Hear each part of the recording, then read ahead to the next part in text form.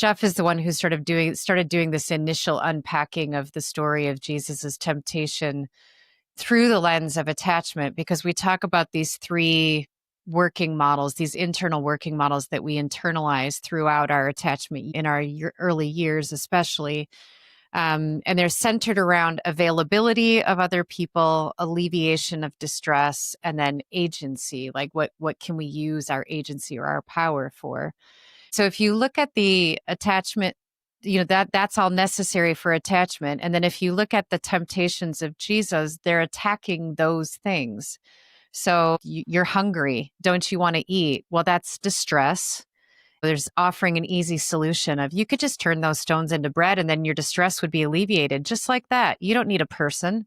Do it yourself. So that temptation is attacking that default of this distress isn't going to be alleviated unless I do something about it myself, which is more of a desert tendency there.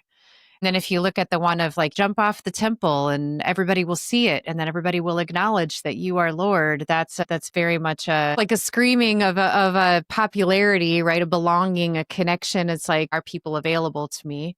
Am I wanted? Am I seen? Am I known?